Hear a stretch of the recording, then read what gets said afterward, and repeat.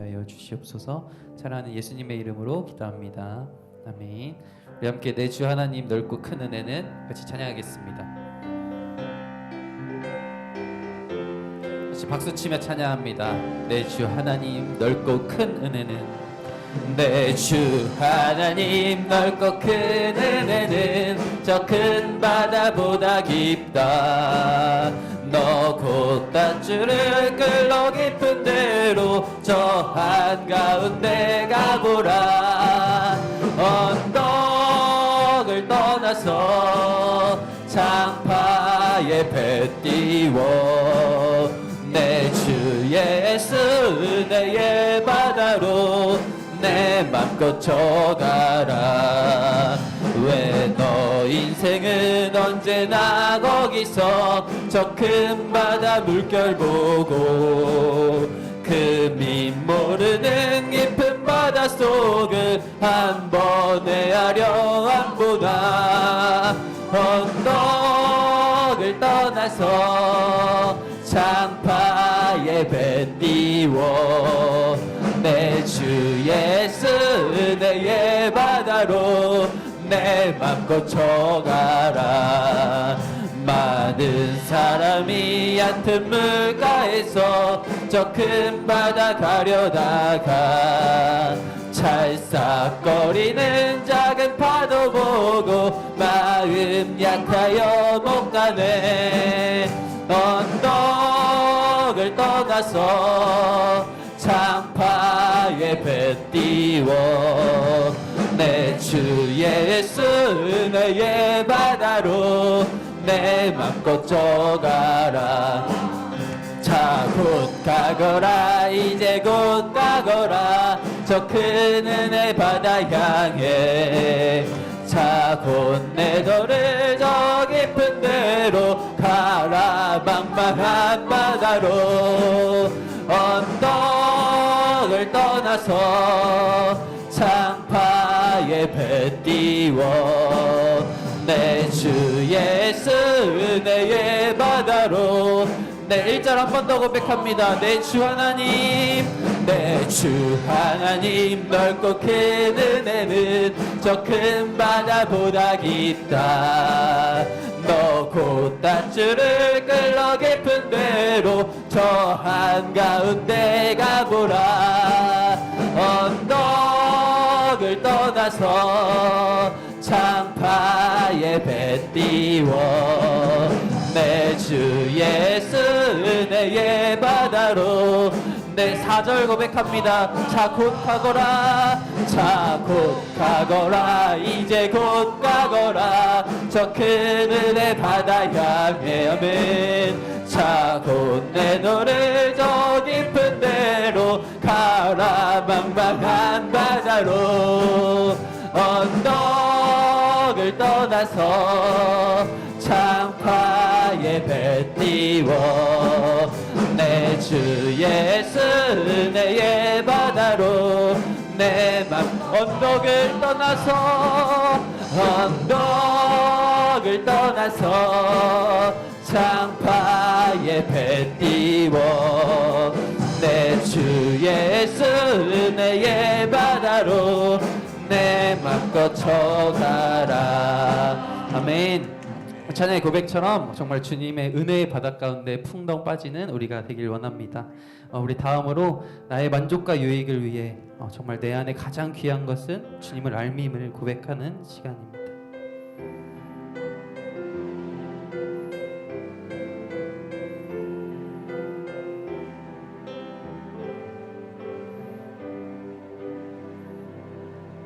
예, 만족과 유익을 위해 가지려 했던 세상 일들 이제 모두 다 해로 여기고 주님을 위해 다 버리네.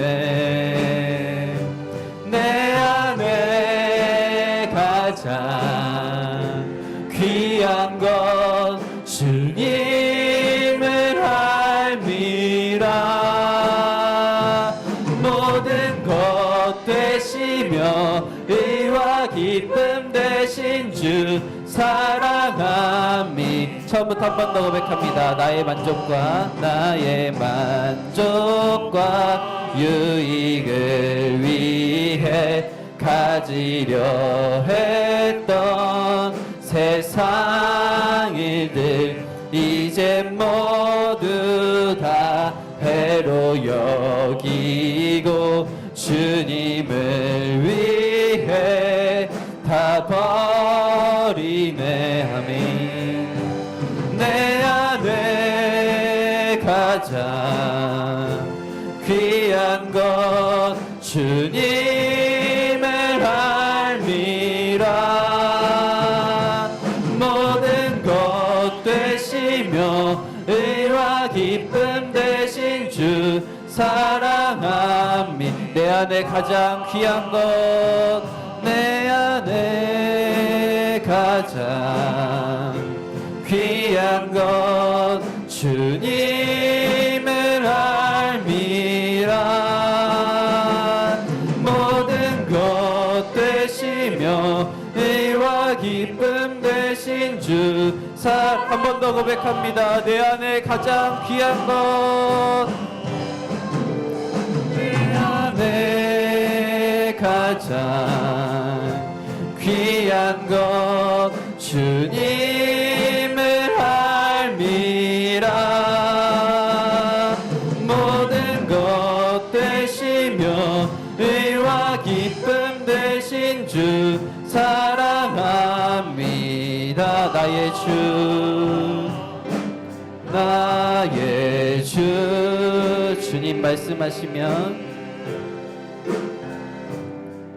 주님 말씀하시면 내가 나가리다. 주님 뜻이 아니면 내가 멈춰서리다. 나의 가고 서는 것 주님 뜻에 있으니 오 주님.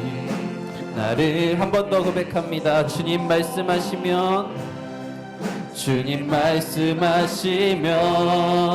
내가 나가리다. 주님 뜻이 아니면 내가 멈춰서리다. 나의 가고 서는 것 주님 뜻에 있으니 오 주님.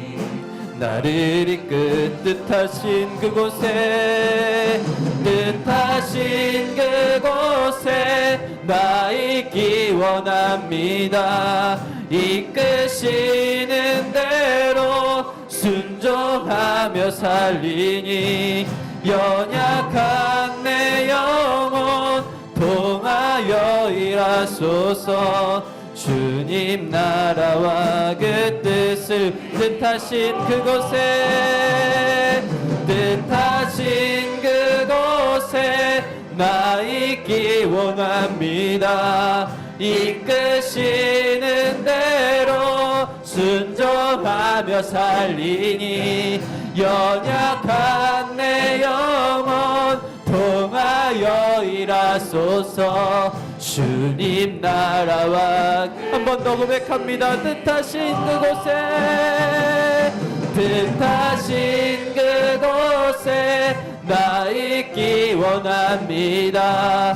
이끄시는 대로 순종하며 살리니 연약한 내 영혼 통하여 일하소서. 주님 나라와 우리 마지막으로 같이 고백합니다. 뜻하신 그곳에 나 있기 원합니다. 이끄시는 대로 순종하며 살리니 연약한 내 영혼 통하여 일하소서. 주님 나라와 그 뜻을 위해 주님 나를 이끄소서. 오 주님 나를 이끄소서. 우리 시간 함께 기도하며 나아가길 원합니다. 우리 찬양의 고백처럼 아버지 주님 내 안에 가장 귀한 것이 주님을 아는 것임을 아버지 그런 고백이 우리 가운데 있기를 소망합니다. 아버지 주님 이 예배 시간 아버지 주님께서 하시는 그 말씀을 듣고 우리가 삶으로 순종하며 삶으로 주님 앞에 예배드리며 나아가길 원하나오니 아버지 이 시간 오직 주님만을 바라보며 주님의 말씀 가운데 귀 기울이며 우리 마음 문이 열릴 수 있는 시간 되게 하여 주시옵소서. 주시의 말씀을 위하여 은혜를 위하여 같이 기도하며 나아갑니다. 주여 아버지 주님 이 시간 예배 시간 우리가 주님 앞에 나아갈 때에 주님의 부르심으로 말미암아 우리가 주님 앞에 나아감을 고백합니다. 아버지 주님 우리가 주님 앞에 나아갈 때에 나의 만족과 나의 유익을 위하여 가지려 했던 그 모든 것들 아버지 주님 다 내려놓고 오직 주님만을 위해 나아갈 수 있는 이 시간 되게 하여 주시옵소서. 아버지 주님 주님의 말씀 듣습니다. 아버지 그 말씀 듣고 순종하는 삶으로 살아갈 수 있는 우리가 되게 하여 주시옵소서. 주여 주님의 은혜 가운데 거하길 원합니다. 주여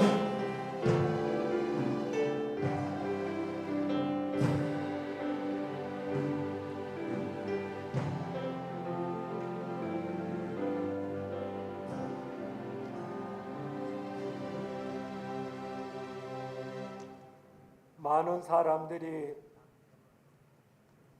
이 세상의 눈을 한번 떠서 하나님의 그 아름다운 세계를 보고 싶어 하지만 보지 못하는 많은 사람들이 있는 가운데서도 오늘도 주님께서 베푸신 해와 달과 별을 볼 수 있게 하시고 호흡이 곤란하여 마음껏 숨을 쉬고 싶어도 숨을 쉬지 못하는 많은 환우들 가운데서도 저희들 건강을 지켜주시고 저희들의 호흡을 주장하시며 오늘도 건강하게 마음껏 호흡을 할 수 있도록 지켜주신 하나님 감사를 드립니다. 마음대로 다니고 싶어도 두 다리가 허락지 않아서 오늘도 누운 자리에서 하나님 앞에 경배드리는 많은 성도들 위에도 하나님께서 함께 하시고 그 가운데서 저희들은 오늘도 건강한 모습으로 나와서 사랑하는 교우들과 같이 사랑을 나누며 감사를 드릴 수 있도록 은혜 베풀어 주신 것을 감사를 드립니다. 이 모든 것은 하나님께서 저희들을 지키시고 또 저희들을 보살펴 주시고 하나님께서 저희들을 끝까지 사랑하심인 줄 알고 오늘도 머리 숙여 감사를 드립니다. 하나님을 부를 수 있는 구원에 감사를 드릴 수 있는 저희들의 이 모습이 너무나도 감격스럽고 감사하고 고마울 따름입니다. 저희들이 고마움을 잊지 아니하고 감사함을 잊지 아니하고 하나님께서 베풀어 주신 이 모든 환경 속에서 더욱더 하나님을 기리며 더욱더 하나님 앞에 영광을 돌릴 수 있는 귀한 은혜를 베풀어 주시옵소서. 하나님께서는 많은 것으로 저희들에게 베풀어 주시고 모든 것으로 많은 것으로 좋은 것으로 저희들을 사랑해 주셨지만 저희들은 하나님의 얼굴을 피해서 세상의 물질과 세상의 쾌락과 세상의 명예를 위해서 열심히 돌아다니다 지치고 또 지쳐서 작은 목소리로 하나님 앞에 부르짖을 때라도 하나님께서 외면하지 마시고 저희들의 기도 소리를 들어주시기를 간절히 빌고 원합니다. 마음에 부족함이 있을 때 때로는 아플 때가 또 고통스러울 때가 많이 있사온데 하나님 저희들 부르실 때마다 응답해 주시고 외면치 말아 주시옵기를 간절히 빌고 원합니다. 그리고 저희들이 하나님 앞에 손 내밀기를 원할 때 저희들 일으켜 세워주시고 내 자리를 들고 일어서라 하시는 주님의 음성을 듣게 하시고 죄악에서 저희들의 모든 것을 떨쳐버리고 일어나 주님 앞으로 걸어 나올 수 있는 귀한 은혜를 베풀어 주시옵소서. 고아와 병자들을 도우시고 고쳐주신 하나님, 우리가 부를 때 얼굴을 가리우지 마시고 우리의 피난처가 되시는 하나님, 내 귀에 귀를 기울여 응답하여 주시옵기를 간절히 빌곤합니다. 세계 경기가 어렵고 코로나19로 인해서 여러 가지 병마에 시달리며 고생하는 많은 사람들 속에서 부르짖는 모든 기도의 소리를 하나님 응답해 주시고 기도 소리를 들어 주시옵기를 간절히 빌곤합니다. 이 국가도 어지럽고 어떻게 돌파구를 찾아 나가야 될런지 모를 정도로 어지러운 가운데 있사온데 하나님께서 이 나라를 긍휼히 여겨 주시고 지금까지 많은 선조들의 피 흘림으로 이 나라가 아직까지 존속하며 이 나라가 지금까지 아버지 하나님 지내왔사온데 아버지 하나님 피 흘림의 그 선조들의 모든 그 피 흘림이 헛되지 아니하도록 이 국가를 지켜주시고 위정자들을 아버지 하나님께서 긍휼히 여겨 주시고 한 마음이 되어서 이 나라 백성들을 위해서 열심히 일할 수 있는 위정자들이 될 수 있도록 하나님께서 도와주시옵기를 간절히 빌곤합니다. 그리고 저희 교회에 많은 어린이들 청년들이 넘쳐서 활기가 차고 웃음이 가득 찬 아버지 하나님 이 교회가 되기를 바랍니다. 하나님께서 많은 어린 영혼들, 많은 젊은 청년들 이 교회 앞으로 짊어지고 나갈 아버지 하나님 많은 아버지 일꾼들을 보내주시어서 하나님의 놀라우신 사랑의 교회가 될 수 있도록 웃음이 가득 찬 교회가 될 수 있도록 하나님께서 늘 인도하여 주시고 사랑해 주시옵기를 간절히 빌곤합니다. 저희들이 온 성도들의 가정이 화목하여서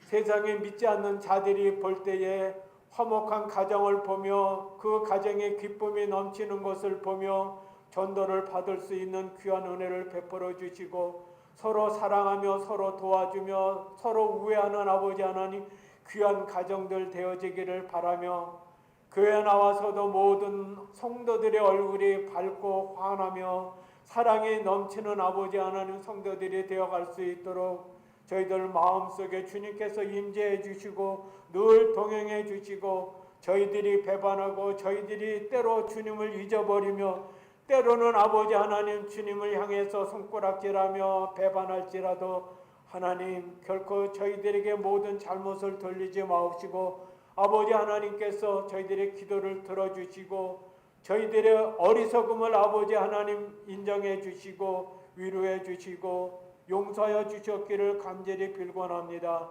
저희 교회에 환우들이 많이 있습니다. 아버지 하나님께서 그 아픈 가정 그 당사자들도 아버지 하나님 은혜를 베풀어 주시사 건강을 회복시켜 주시고 또 그 환우들을 위해서 기도하고 애쓰고 돌보는 아버지 그 가족들 하나님께서 위로해 주시고 어려움 속에서도 결코 실망치 아니하고 오직 주님께 모든 것을 내어 맡기는 귀한 믿음의 생활을 할 수 있도록 아버지 하나님께서 도와주시옵소서. 저희 믿는 성도들이 날마다 믿음이 성장하여서 저희들의 모든 삶이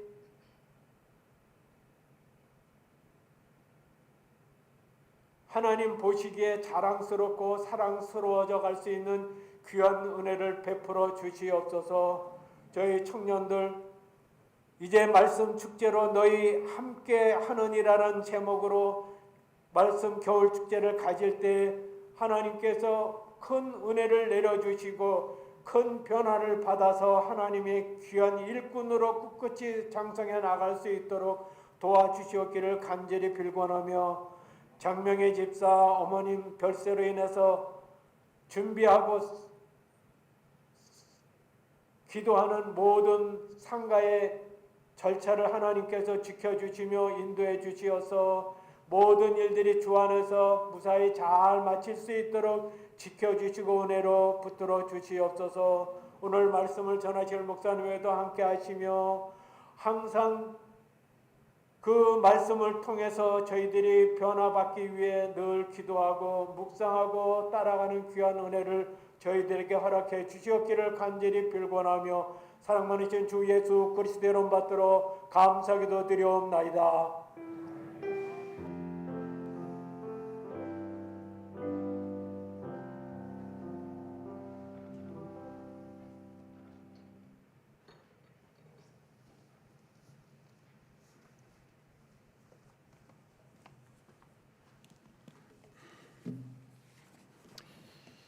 하나님 말씀은 요한계시록 16장입니다.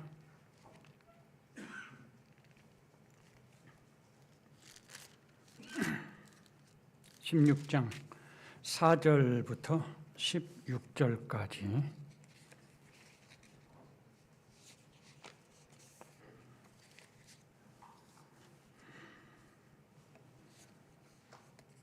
제가 봉독하겠습니다.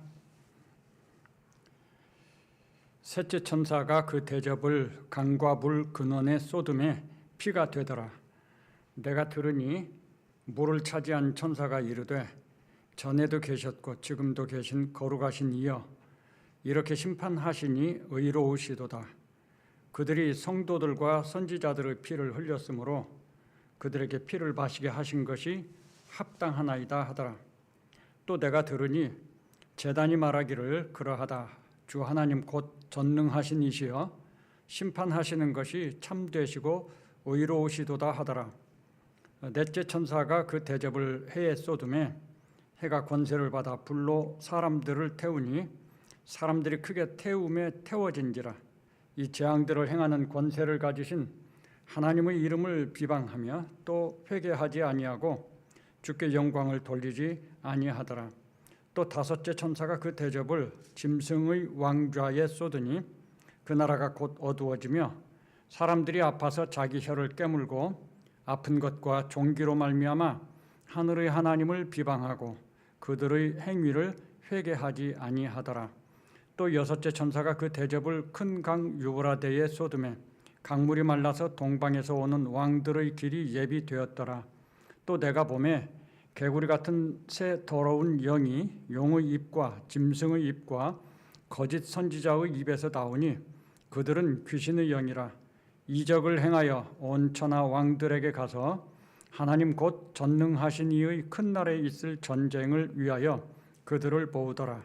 보라, 내가 도둑같이 오리니 누구든지 깨어 자기 옷을 지켜 벌거벗고 다니지 아니하며 자기의 부끄러움을 보이지 아니하는 자는 복이 있도다. 새 영이 히브리어로 아마겟돈이라 하는 곳으로 왕들을 모으더라. 아멘.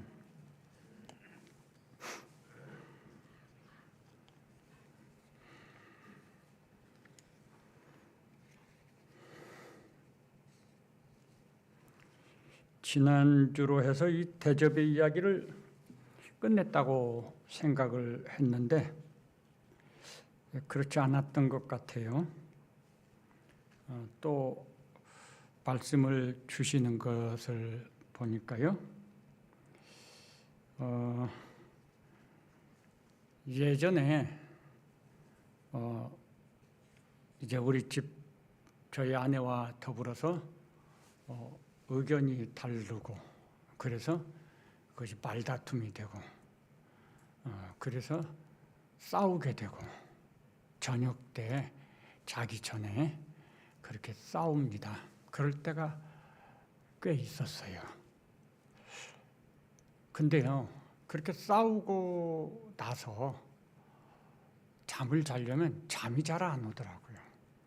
계속해서 감정이 상해 있고 그리고 그 싸운 것들이 기억이 나고 평안하지 않는 거예요. 그러니까 잠을 잘 수가 없는 거예요. 우리 아이들도 그런 걸 느껴요. 아이들이 뭔가 문제가 있습니다. 그러면 아이들을 혼내주죠. 혼내는 건 별 문제가 없는 것 같이 생각이 되는데 그런데 그 아이의 마음속에 저녁 때 자기 전에 부모에게 혼났다. 그래서 그 혼난 감정을 가지고 있으면 잠을 잘 못 자는 것 같아요. 그런 경험들이 좀 있지 않으십니까? 그래서 이제 나중에는 아이들을 책망한 다음에는 꼭 마음을 풀어주고 감정을 풀어주는 작업을 합니다. 이게 맨 끝의 순서예요. 아내와 다툼이 있은 다음에도 맨 마지막에 가서는 다퉜지만 그럼에도 불구하고 당신을 사랑한다고 마무리를 꼭 합니다. 그래야지 잠이 와요. 마음이 이 쓴뿌리가 남지 않고. 이게 참 중요하거든요. 이 계시록 설교를 말씀을 드리면서 특히 대접의 이야기는 전부 하나님의 진노와 심판의 이야기잖아요. 근데 이 대접 지난주로 해서 끝냈는데 마음속에 뭐가 남을까? 그냥 그 상태로 남으면 두려움이 남고, 야, 이렇게 큰 문제들이, 이 심각한 일들이, 야, 이런 뭐 참 두려운 상황들이 주어지는 거잖아요. 우리 마음속에서 그것이 열매처럼 남아있으면 안 되겠구나. 그런 생각을 주시더라고요. 그래서 오늘은 그게 아닌 다른 각도에서 하나님께서 생각해 보면요, 이 요한계시록의 말씀을 아시아의 7교회 성도들에게 주신 거잖아요. 그 성도들에게 뭔가 알려주시려고 이 말씀을 주신 거거든요. 근데 그 알려주시려고 하는 것이 이 심판의 이야기가 전부일까? 막 두려움을 갖게 하는 것이 하나님이 원하시는 것일까? 그건 아닌 것 같단 말이에요. 그래서 오늘 제목이 진노와 심판에 나타난 하나님의 마음입니다. 하나님 마음은 뭘까? 이런 것을 우리에게 알려주시는 하나님의 마음은 어떤 마음일까? 라고 하는 걸 이제 생각을 해보는 것이죠. 지난주에 아마겟돈에 대한 이야기를 드렸었는데 조금 미진한 생각이 들어서 먼저 말씀을 좀 드리려고 해요. 일단 성도들의 전쟁은 영적 전쟁이라는 것을 확실히 기억을 하시기 바랍니다. 영적 전쟁이에요. 이것은 우리가 믿음을 지키느냐, 믿음을 잃어버리느냐의 싸움인 겁니다. 핵무기 제3차 대전 이런 전쟁하고 근본적으로 다르다. 그러니까 아마겟돈을 이야기하면서 무슨 막 거창한 전쟁 이야기를 하는 것이 별로 적절한 게 아니라는 거예요. 아마겟돈 전쟁은 없어요. 우리 성도의 영적 전쟁은 믿음을 잃느냐 지키느냐의 싸움인 거고요. 그 다음에 그래서 저는 아마겟돈 전쟁이라는 말을 안 쓰고 아마겟돈의 상황이라고 표현을 했습니다. 이 주님의 심판의 시간이 되면 이 세상은 아마겟돈의 상황이 생겨진다는 것입니다. 그럼 아마겟돈의 상황은 뭐죠? 두 무리로의 선명한 구분입니다. 사탄이 자기의 무리들을 전 세계에서 불러 모아서 이 강물이 말라서 이 아마겟돈이라는 장소로 모은다고 그랬잖아요. 그게 다 모았어요. 빠진 사람 없이 다 와요. 여기에 성도는 하나도 없어요. 그래서 이 아마겟돈의 상황이 알려주는 것은 마지막 때 하나님의 심판의 상황 때에 이 세상은 완전히 성전 안의 무리, 성전 밖의 무리, 하나님을 믿는 무리, 하나님을 대적하는 무리, 이렇게 둘로 나눠진다는 것을 나타내는 표현이라는 거죠. 그 두 무리에 대한 표현이 계시록 11장에 나오는 설명인 것입니다. 또 한 가지, 요즘에 지금 우리들이 다 아시겠지만 우크라이나 전쟁은 이제는 뭐 가벼운 이야기가 돼버렸어요. 어떻게 보면 옛날에 터키죠. 튀르키예와 시리아에 발생한 이 지진으로 인한 정말 말할 수 없는 그 어려운 상황. 이게 저도 신문에서 사진을 봤는데 이게 정말 어떻게 말할 수 없는 거예요. 상상할 수도 없고. 이게 얼마나 마음이 아픈 일인지 몰라요. 또 한편으로는 챗봇이라고 아주 인간을 닮은 인조인간, 이게 지금 엄청나게 발달하고 있고, 그리고 점점 이 우리 사회 각 요초에 지금 뿌리 내리고 있어요. 사람들을 대신해서 그것들이 굉장히 유용한 도구로서 이렇게 인식되어지고 있고 쓰여지고 있다는 것. 어떤 생각들을 하시는지 모르겠어요. 정말 마음이 아프지만 지진으로 인한 이것, 지진은요, 우리 계시록에 보면 하나님께서 행하실 때에 주어지는 그런 일들이라고 설명이 돼요. 여러 가지 다른 재앙들이 있지만 지진은 좀 특별한 거예요. 그래서 우리는 그런 것들을 보면서 한편으로는 마음 아프고, 그렇지만 저도 그런다.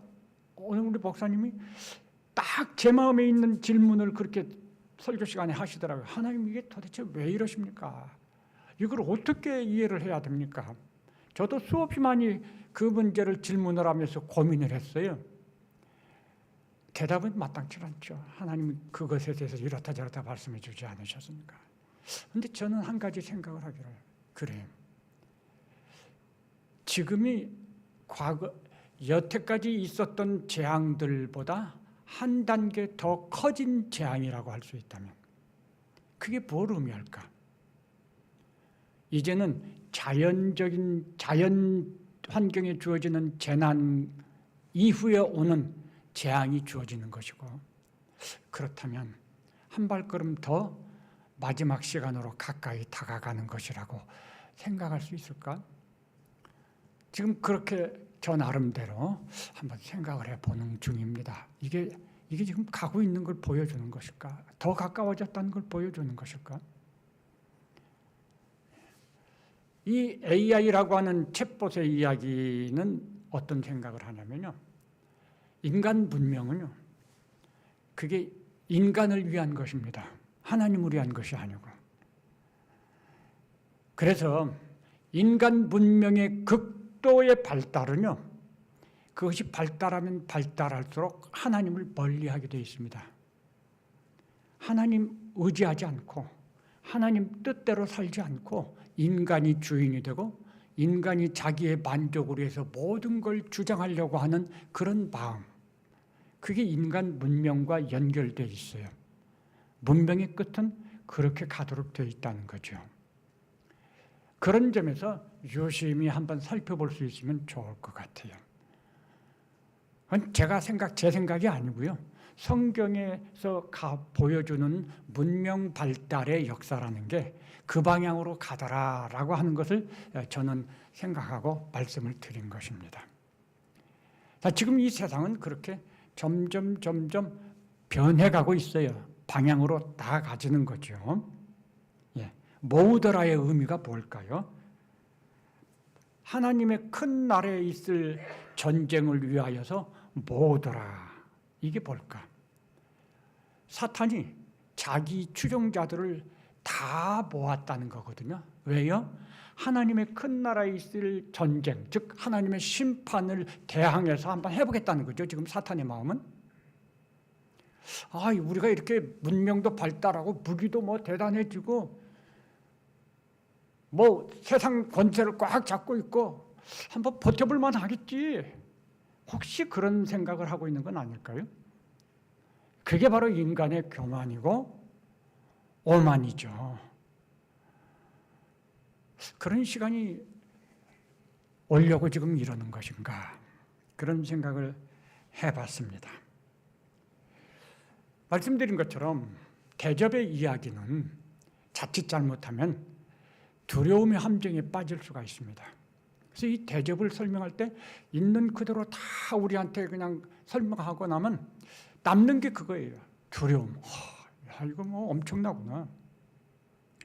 근데 저는 하나님께서 우리에게 두려움을 갖게 하시려고 이 진노와 심판의 이야기를 하신 것은 아니다, 그런 생각을 합니다. 그럼 왜 이걸 주셨을까? 사실 이때 성도들은 어디에 있죠? 이 하나님의 진노의 심판이 주어지는 이 땅에는 성도들은 없잖아요. 성도들은 주님과 함께 있단 말이에요. 그러니까 사실 이거 우리가 몰라도 되는 거 아니겠어요? 우리가 주님에게 주님 저 세상에 지금 어떤 심판이 주어지는지 좀 구경 좀 해야겠어요 하고 우리가 그러겠습니까? 그러지 않을 것 같아요. 그럴 일도 없죠. 그런데 하나님께서 이 성경에 이렇게 딱 기록해가지고 우리한테 알게 해주시는 거. 그거 참 분명히 무슨 뜻이 있는 거죠. 제가 생각한 깨달은, 그래서 첫 번째는요, 하나님은요 우리 교회와 성도들이 알고 준비하기를 원하신다는 거죠. 이걸 알아야지 좀 더 간절히, 좀 더 철저히 준비할 수 있겠죠. 이거 모르면요 준비도 소홀히 될 수밖에 없어요. 야, 이런 일들이 있구나. 그래야지 반대급부로 우리 마음이 좀 더 철저히 온전히 준비해야 되겠다. 이런 마음을 가지지 않겠습니까? 말씀드린 것처럼 교회들에게 주신 편지의 내용인 거예요. 그러면 우리에게 주신 편지거든요, 이게. 우리는 이것을 통해서 뭘 깨달아야 될까? 그게 이제 여기 15절에 보면요. 보라, 내가 도둑같이 오리니 누구든지 깨어 자기 옷을 지켜 벌거벗고 다니지 아니하며 자기의 부끄러움을 보이지 아니하는 자는 복이 있도다 그랬어요. 이거 우리에게 주시는 말씀인 것 같아요. 마지막 때는 이런 세상이고 마지막 때 주어질 하나님의 심판은 이런 것이다. 그런데 그런 세상에서 깨어서 자기 옷을 지켜서 벌거벗고 다니지 아니하며 자기의 부끄러움을 보이지 아니하는 자는 복이 있다. 우린 이렇게 살라는 거죠. 깨어라. 이 말이 무슨 말이죠? 주의 날이 반드시 온다는 뜻이겠죠. 예수님도 이 깨어라는 말씀을 마태복음 24장에서 징조를 말씀하시면서 반복해서 말씀하셨어요. 마지막 때 우리 성도들은 깨어있는 게 중요합니다. 우린 지금은 자는 시간이 아니에요. 그러면 안 돼요. 깨어있는 시간이 돼야 되는 거죠. 주의 날이 반드시 옵니다. 그리고 지금은 어느 때보다도 가까워졌습니다. 기다리는 마음을 가지고 살아야 되죠. 준비되지 못한 자는 도둑같이 온다고 그랬어요. 언제 오실지 모르잖아요. 그래서 시간적으로 설명은 도둑같이 오는 거지만 준비된 사람에게는 언제 오든지 상관이 없잖아요. 항상 준비되어 있고, 그러니까 깨어 준비하고 살자라는 거죠. 준비된 자에게는 두려움이 아니라 기쁨과 즐거움의 시간이 될 것입니다. 벌거벗고 다니지 아니하며 자기의 부끄러움을 보이지 아니하는 자는 복이 있다. 이 말씀을 통해서 오늘 우리들은 우리의 삶을 한번 돌아볼 수 있기를 바랍니다. 내가 지금 믿음으로 산다고 하지만 내 삶의 모습이 어떤 모습일까? 벌거벗고 다니는 모습은 아닐까? 나는 의의 옷을 입고 살고 있는가? 한번 돌아볼 필요가 있지 않을까? 만일 그렇게 해서 돌아보면서 내 삶에 잘못된 것 있으면, 믿음으로 살지 못하고 하나님 말씀의 뜻을 따르지 않는 것 있으면 돌이켜야 되겠죠. 만일 그냥 그대로 가면 안 되니까요. 깨닫고 돌아서야 되겠습니다. 그리고 회개해야 되겠습니다. 주님이 원하시는 거죠. 이걸 가르쳐 주시는 것은 바로 그런 시간을 주시는 것이라고 생각이 돼요. 초대 아시아의 7교회에도 문제가 많았었잖아요. 예를 들면 세속주의가 있었습니다. 돈을 사랑하고 쾌락을 사랑하고 가치관이 잘못되고 세상 성공을 성경적인 성공으로 알고 그렇게 성공관이 잘못되고, 그 다음에 또 이단과 우상숭배가 있고, 그리고 무엇보다도 신행, 믿음과 행위가 일치하지 않았던 그런 문제들이 이 아시아의 7교회에 잔뜩 있었던 거죠. 그런 것들을 깨우쳐 주시고 돌아서게 하기 위해서 이 요한계시록을 하나님께서 보여주시고 쓰게 하신 거죠. 그리고 이렇게 자기를 돌아본 다음에 우리의 믿음의 목표와 방향을 잃지 않고 이거 놓치지 말고 끝까지 붙들고 사도 바울이 말한 것처럼 믿음의 경주를 끝까지 열심히 달려가는 거, 이게 지금 우리 하나님께서 우리에게 원하시는 이 말씀을 보여주시는 그런 이유가 아닐까. 하나님 마음이 그런 마음 아닐까. 그런 생각이 들었습니다. 두 번째로는요, 우리는 이제 장차 하나님과 영원히 살 거잖아요. 그런 소망과 믿음을 가지고 있잖아요. 그런 소망과 믿음을 가지고 있지만 그럼에도 불구하고 우리가 점과 흠이 있으면 우리의 소망과 기대대로 할 수 없다는 것. 하나님 거룩하시죠? 내가 거룩하니 너희도 거룩하라고 그랬어요.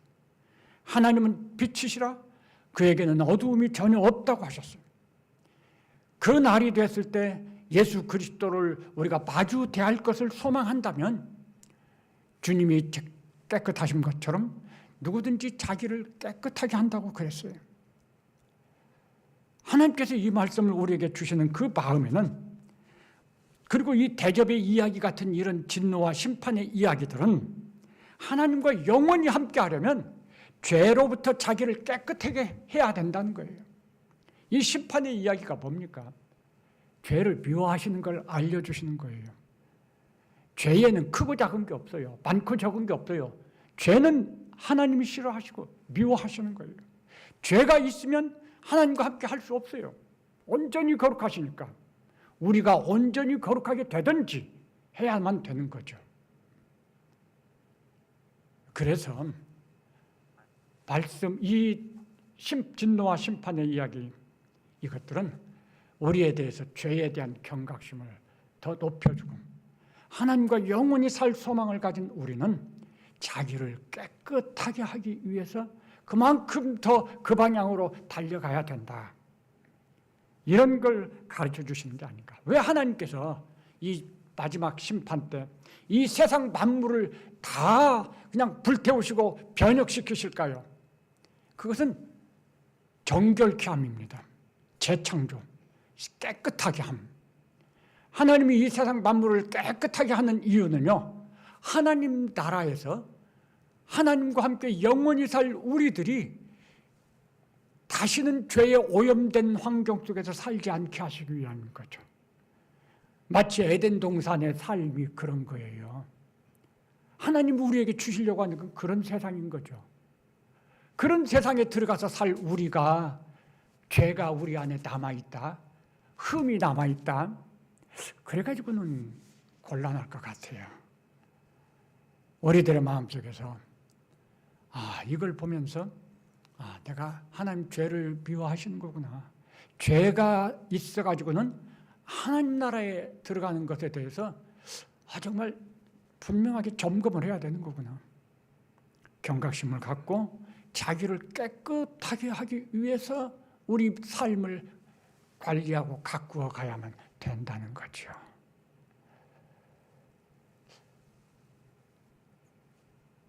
이런 술을 마시고 담배를 피는 것에 대해서 어떻게 생각하시는지요?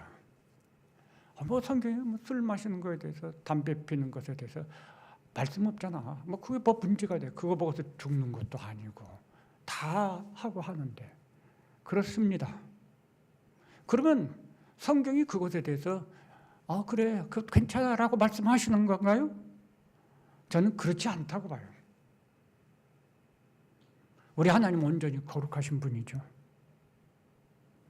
우리가 술을 마시고 담배를 피우는 것은 우리 몸에 해로운 것입니다.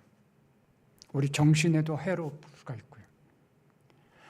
영원하신 온전히 거룩하신 하나님과 더불어서 영원히 살기를 원하는 사람이 자기의 몸과 마음에 흠이 될 수 있는 것들을 자꾸 먹어서 도움이 될까요? 안 되겠죠. 이제는 우리가 그 정도로 마음의 우리 생각의 방향이 그 방향을 향해서 갈 수 있어야 돼요. 세상 사람들이 뭐 아무런 문제도 없는데 왜 그래? 그건 세상 사람들의 입장이죠. 하나님의 입장에서 그런 문제를 바라보면요, 그건 적당하지 않아요. 왜냐하면 하나님은 온전하신 분이니까. 내가 믿음이 자라고 하나님께 가까이 가면 갈수록 이건 하나님 앞에서 그렇게 썩 바람직하지 않은 거야 라고 깨달음이 올 거예요. 믿음이 성숙해 가면, 믿음이 없을 때, 믿음이 저 낮았을 때는 문제 없던 것이 문제가 자꾸 이것도 문제네, 이것도 문제네, 이렇게 깨달음이 오게 되는 것입니다. 사도 바울은 그런 고백을 하죠. 내가 죄인 중에 괴수로다. 생각해 보세요. 바울이 무슨 죄가 그렇게 많겠습니까? 바울이 예수님을 믿기 전도 아니고 예수님을 믿어서 그리스도의 일꾼이 돼가지고 참 사도가 돼서 복음을 전하는데 헌신하고 무수한 고난을 받으면서 사는 사람인데 무슨 죄를 그렇게 많이 짓겠습니까? 그럴 일이 있나요? 아마도 없을 거라고 생각해요. 그런데 왜 그는 내가 죄인 중에 괴수라고 한참 주님의 나라를 위해서 헌신하며 삶는 가운데서 그런 표현을 했을까요? 바울은 누구보다도 앞장서서 주님께 가까이 가는 사람이었어요. 달려가고 주님께 가까이 가는 거예요. 주님께로 가까이 가면 갈수록 예전에는 그게 문제가 없었던 것이었는데 가까이 가면 갈수록 그게 문제로 자꾸 느껴지는 거지요. 어두운 데서 손을 보면은 별로 손이 더럽다는 것이 안 보이잖아요. 불 가운데로 와서 보면 잘 보이겠죠? 불 가까이 가면은 더 잘 보일 거예요. 안 보이던 것이 보이는 거 아닙니까? 사도 바울은 우리보다도 믿음이 더 훨씬 앞장서서 달려가고 있었기 때문에 그 앞장서서 달려가는 그의 마음속에는 우리는 죄라고 안 하는 그것이 그는 알고 이것도 죄였구나. 아이고 이것도 흠이었구나. 하나님, 내가 죄인 중에 괴수라는 것 인정합니다 라고 고백하는 거 아닐까요?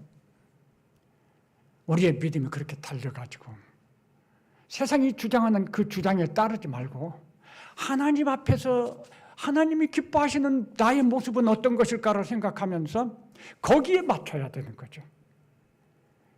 흠과 티가 없도록 구약에 하나님께 드려지는 제물은 흠과 티가 없는 것이었어야 했어요. 그게 다 이유가 있는 것이죠. 하나님께서 원하시는 왜 이런 말씀들을 우리한테 듣게 하시고 보여주실까? 하나님 죄는 미워하십니다. 심판받습니다. 하나님과 영원히 함께 살려면 우리 자신을 죄에서 깨끗하게 하는 이 방향으로 자꾸 가야 되는 것입니다. 그럴 때가 되면 하나님께서 온전히 거룩하게 만들어 주시는 것이죠. 세 번째로 하나님의 진노와 심판이 얼마나 대단한지 지금 우리는 보고 있는 거잖아요.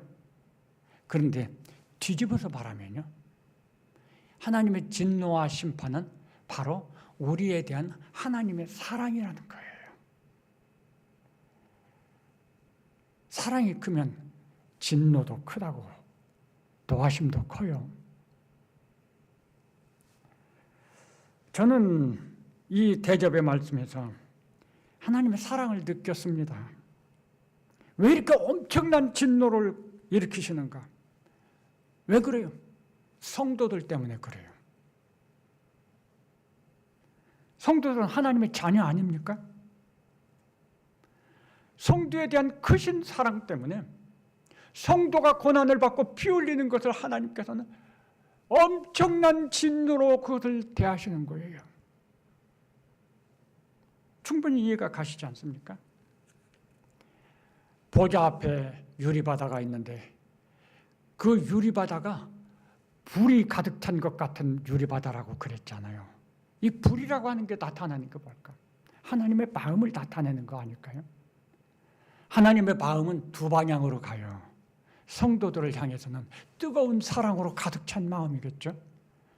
성도들을 핍박하고 성도들을 대적하는 악한 무리들에게는 뜨거운 분노로 나타나겠죠. 그게 하나님의 마음이라고 하는 걸 알려주시는 거 아닐까요? 여기에서 말하는 하나님의 심판, 진노와 심판은 우리에 대한 하나님의 사랑의 크기를 보여주는 것이라고 생각해요. 예수 그리스도의 탄생과 삶과 고난과 죽으심은 직접적으로 우리에 대한 하나님의 사랑을 나타내는 거죠. 우리에게 이 하나님의 진노와 심판은 악한 자들을 멸하심으로 우리에게 대한 사랑을 보여주시는 것이라고 생각이 들어요. 대접의 이야기는 진노와 심판의 이야기가 전부죠. 뒤집어서 보면 성도들에게 대한 사랑의 이야기가 전부 다 가득 찼다, 이렇게 설명할 수 있는 것 같아요. 야, 아버지가 나를 이렇게 사랑하시는 거구나. 아유, 하나님 심판이 너무 두려워요. 이렇게 마음속에 가지고 잠을 자는 것과, 야, 아버지가 나를 이렇게 사랑하시는구나, 아버지 감사해요 하고 잠자리에 드는 것 전혀 다르겠죠? 예. 그리고 이 대접, 이 진노와 심판에서 하나님의 아픔을 저는 느꼈어요. 성도와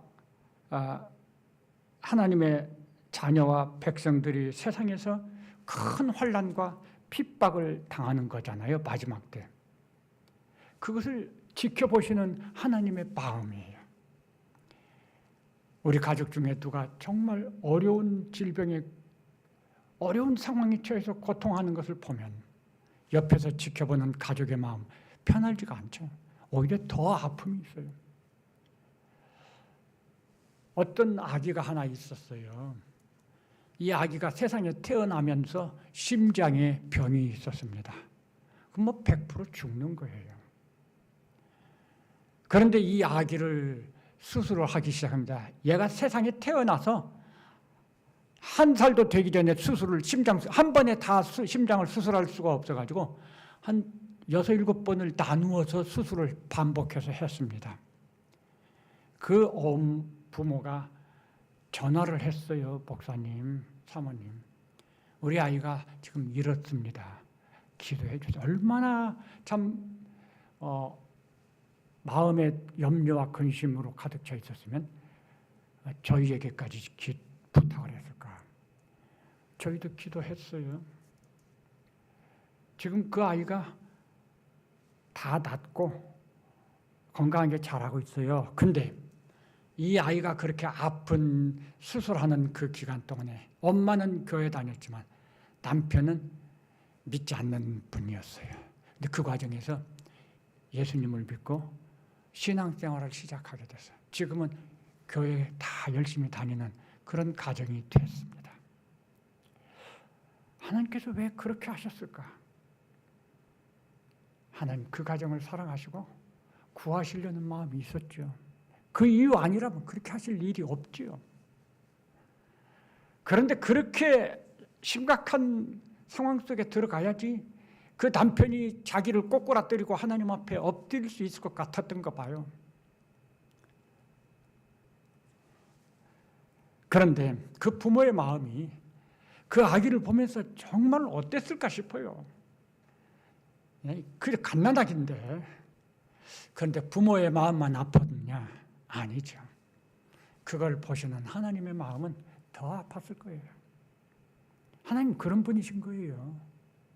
우리가 이 세상을 살면서 어려움을 만나고 절망을 만나고 실패를 경험하고 그게 우리만의 아픔이 아니에요.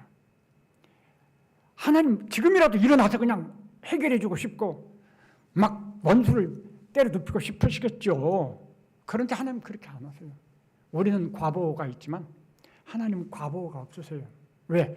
과보호하면 잘못된 걸 알기 때문에. 그러니까 하나님은 더 참고 기다리시는 거예요. 응원하죠. 말씀으로 우리에게 깨우쳐 주시고 기도하게 하시고, 그렇지만 하나님 자신 그 아픈 마음을 가지고 지금 응원하시는 거예요. 야, 조금만 더 참아. 조금만 더 참아. 내가 지켜주고 있고 붙잡고 있잖아. 믿음 가지고 조금만 더 기다려. 응원하시는 거죠. 우리가 어려운 때 우리보다 더 마음 아파하실 하나님을 생각해 보세요. 그게 우리를 향한 하나님의 사랑이죠.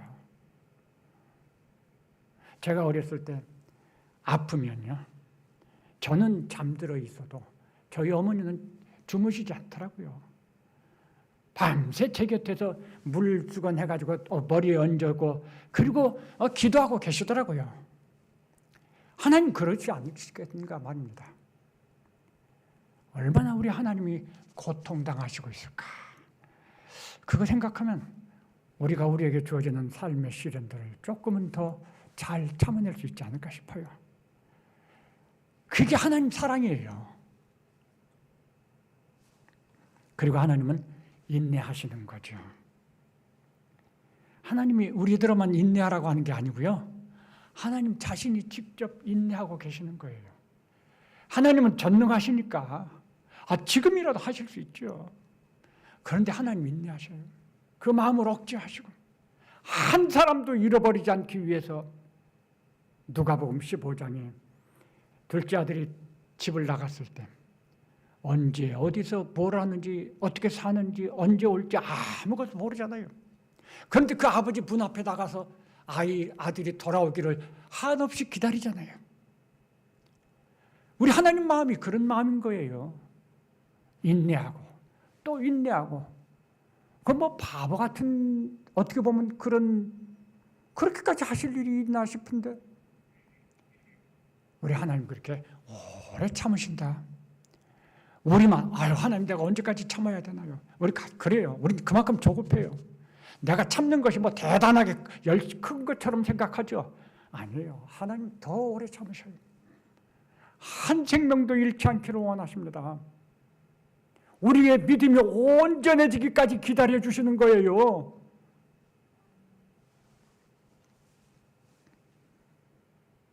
하나님을 알면, 하나님의 마음을 이해하면 우리가 좀 더 믿음에 굳게 서 있을 수 있지 않을까. 우리가 좀 더 잘 참을 수 있지 않을까. 우리가 낙심하지 않고 좀 더 잘 열심을 가지고 달려갈 수 있지 않을까. 이 대접의 이야기가 무슨 이야기일까? 결국은 우리를 사랑하시는 하나님의 사랑의 그 크기, 그 길이, 그 깊이와 높이에 대해서 생각하게 해주시는 것인 것 같아요. 사도 바울의 말을 빌리면 그리스도의 사랑의 그 길이와 높이와 넓이와 깊이를 알라. 그것을 알면 알수록 하나님의 충만한 것이 우리 안에 충만해진다. 에베소 3장에 그렇게 말씀했어요. 그걸 위해서 내가 기도한다고 말했어요. 하나님의 사랑을 아는 것, 이게 은혜입니다. 매일의 생활 속에서 하나님의 사랑을 느끼는 것, 이게 은혜입니다. 무슨 뭐 큰 것이 아니에요. 큰 것도 있겠지만, 그런데 매일매일의 삶 속에서 정말 하나님의 사랑을 잔잔한 파도같이 그렇게 느끼면서 사는 것, 이게 정말 좋은 은혜라고 하는 것. 하나님께서 우리를 그렇게 사랑하시는 거죠. 그 사랑이 있으면, 그 사랑을 느끼면서 살면 우리 믿음에서 흔들리지 않고 든든하게 서 있을 수 있다. 그런 생각이 들었습니다. 하나님의 진노와 심판의 의미가 뭐냐? 우리를 사랑하시는 하나님의 사랑이 어떠한 것을 정말 잘 보여주는 그런 말씀이다. 두려움을 마음속에 남겨두지 마시고 하나님의 사랑을 마음속에 담으시기를 바랍니다. 기도하시겠습니다. 감사합니다. 우리가 부족한 것 많고 연약한 것 많고 잘못하는 것 많다는 것 우리 하나님 너무 잘 아십니다. 그럼에도 불구하고 그런 부족한 우리를 끝까지 붙잡으시고 끝까지 사랑하시고 끝까지 인내하시며 끝까지 인도하시는 하나님 감사합니다.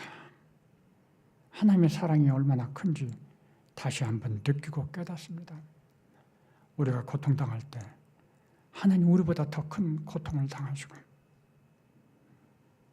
우리가 안타깝게 부르짖고 기다릴 때 하나님 우리보다 더 열심으로 우리를 응원하시고 우리를 기다리시는 그 둘째 탕자의 아버지처럼 그렇게 우리를 기다리고 또 기다리시는, 그리고 우리가 아버지에게로 돌아오면 무조건 환영해 주시는 그런 아버지의 사랑을 다시 한번 깨닫고 느끼고 감사를 드립니다.